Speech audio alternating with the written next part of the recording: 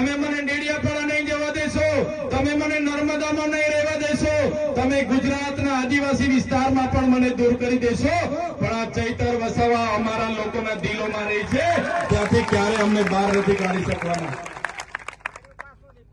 આ ચૈતર વસાવા કેમ આ બધી વાત કરે?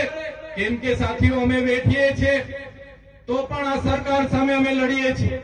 સરકાર અમને પણ બોલાવે છે કે આવી જાઓ, તમને પણ મંત્રી સંત્રી બનાવી દઈએ, પણ જે પ્રકારની મારી માતાઓ મારા માટે ફૂલ લઈને રાહ જુએ છે, મારા યુવાન સાથીઓ મારો ફૂલહાર કરે, મારું સ્વાગત કરે, સન્માન કરે અને મને આશીર્વાદ આપવા મારા સંતો મહંતો મારી સાથે બેઠા હોય, ત્યારે આ ચૈતર વસાવાને તંત્રી મંત્રી કે મુખ્યમંત્રીની પણ જરૂર નથી.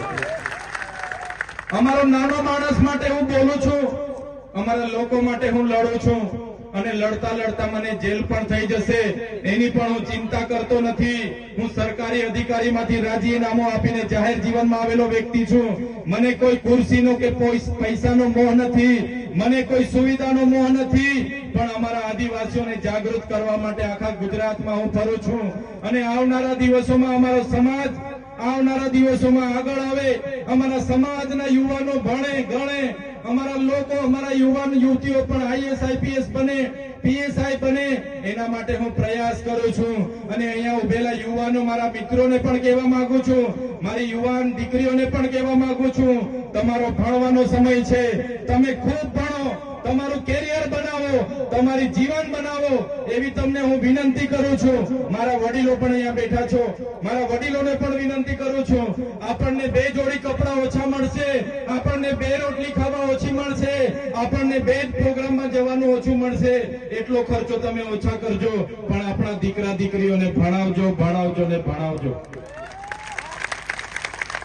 શિક્ષણ સિવાય ઉદ્ધાર નથી, ત્યારે વધારે વાત હું નથી કરતો.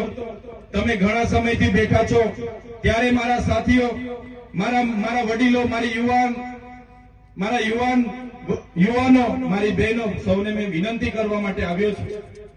આમ આદમી પાર્ટી અરવિંદ કેજરીવાલજીની વિચારધારા સાથે આગળ વધી રહી છે, ત્યારે આમ આદમી પાર્ટીનો ઉદ્દેશ આદિવાસી સમાજને એના બંધારણીય અધિકારો મળે, આદિવાસી વિસ્તારોમાં સારું શિક્ષણ મળે, દવાખાનાઓમાં સારા ડોક્ટર હોય, સારા સાધનો હોય અને આ વિસ્તારના ખેડૂતોને પોતાના પકવેલા પાકનો સારો ભાવ મળે, એ માટે આમ આદમી પાર્ટી મહેનત કરે છે.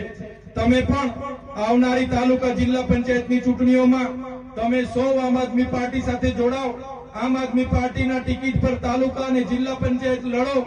આવનારા દિવસોમાં આ વિસ્તારની તાલુકા પંચાયતના પ્રમુખ બનો, જિલ્લા પંચાયતના પ્રમુખ બનો અને આપણા લોકોનું સૌ સાથે મળીને કામ કરીએ. પરિવર્તન માટે આજે તમારી વચ્ચે અમે ઉપસ્થિત થયા છે.